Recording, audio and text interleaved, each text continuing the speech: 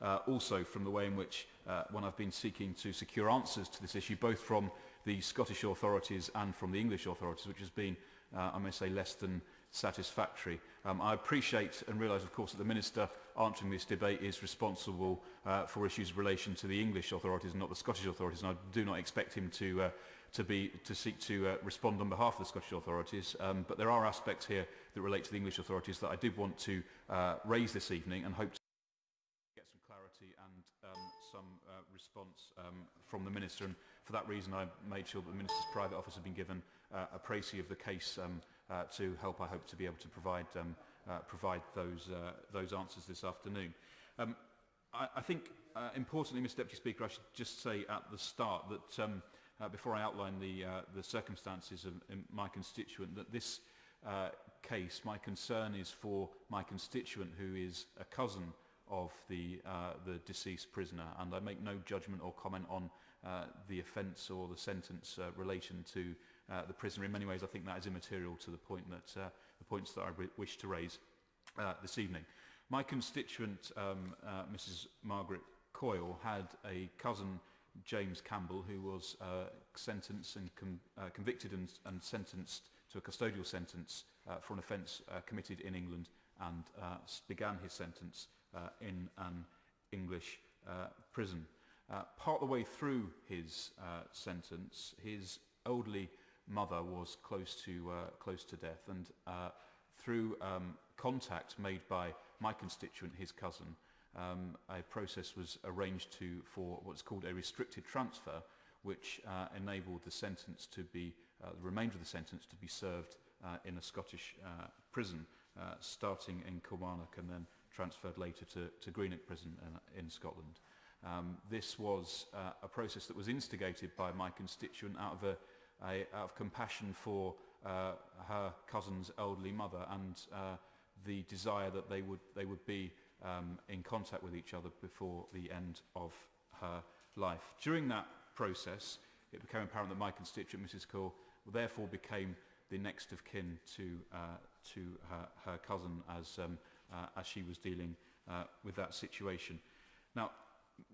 my constituent's cousin later, towards the end of his sentence, contracted cancer and was seriously ill. My constituent at that point engaged with the Scottish prison service to seek guidance on whether compassionate release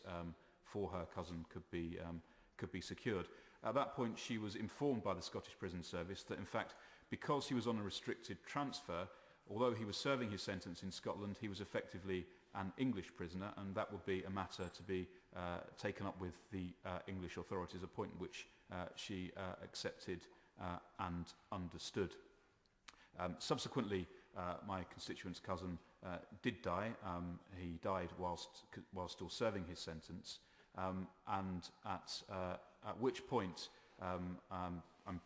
prior to that, my constituent had been informed that because he was an English prisoner, he was provided with a handbook by the English Prison Service, which I have an excerpt with me, which has a section on funeral arrangements, which makes clear that prisons must offer to pay a contribution towards reasonable funeral expenses of up to £3,000. The only exceptions where the family has a prepaid funeral plan or is entitled to claim a grant from other government departments. My constituent took this and had discussed this issue with her cousin, the prisoner, prior to his death, that meant that as he was an English prisoner, that would be support which she would be entitled to call upon, given she was very well aware that she would be unable to afford to cover the funeral expenses for her cousin, who they were by that point aware was likely to die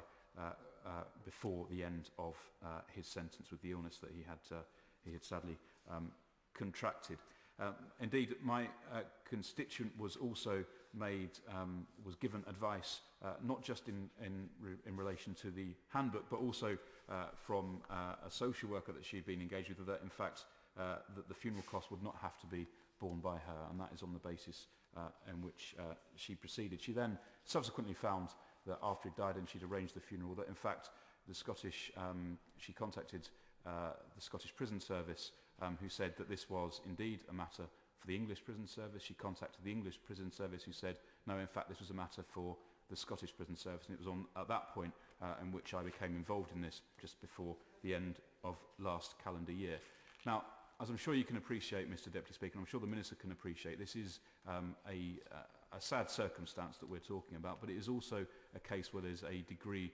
of confusion. And I sought, on behalf of my constituent, to get some clarity on this matter, and it's for that reason, eventually, that I sought this debate this evening. Because when I contacted the Scottish ministers who are responsible for the Scottish Prison Service in December, they said they would pass it on to the Scottish Prison Service and they would provide me with a response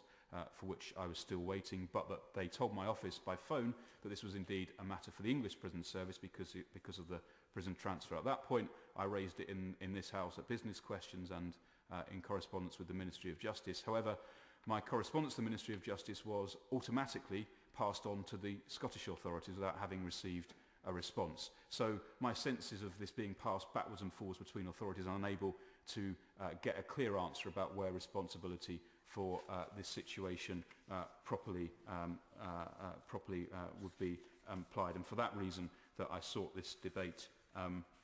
this evening. Now, I understand that I'm sure the Minister will be able to, I hope, will be able to provide some clarity, and I'm sure he will, on this situation. I would, though, like to make two further points, really. In relation to this case, the way in which myself, on behalf of my constituent, and indeed my constituent, has been advised and been passed between authorities, I think, in these circumstances is not acceptable. And I hope I realise this is not completely the responsibility of the Minister and his department. It also involves the Scottish authorities, but that something could be done to ensure that in similar cases, if there are, again, in the future, this is dealt with more appropriately and more sensitively. And secondly, that because my constituent had been provided with that advice and worked on that basis, and has now been left in a situation where she is responsible for a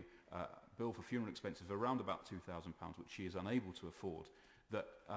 there should be some sensitivity in the approach taken by the government, and that they should, I hope, deal with this and seek to deal with this using their discretion to ensure that my constituent is not left in a situation he had been given in good faith in seeking to support a relative of hers who was obviously dying, but through her own personal compassion in seeking to initially become involved when the prisoner concern's mother was seriously ill. My concern is that this has not been dealt with well by the appropriate authorities. My second concern is for my constituent, who is facing a severe, in relation to her income and resources, severe financial problem in dealing with these costs, and also that whilst there seems there may well be different conditions applying in English as opposed to Scottish prisons, when you have a situation where someone is transferred, it almost feels like my constituent's relative was an English prisoner while he was alive, but at the point he died he became a Scottish prisoner, and that the feeling that this has been passed backwards and forwards between authorities, as I say, I do not believe is acceptable or appropriate, and I hope the Minister can both provide clarity in relation to this situation and also some comfort to my constituent, who, as I said, is facing not just the trauma which always comes with a relative losing their life, whatever the circumstances, whatever the background, but also severe financial penalty as a result. Thank you. Minister.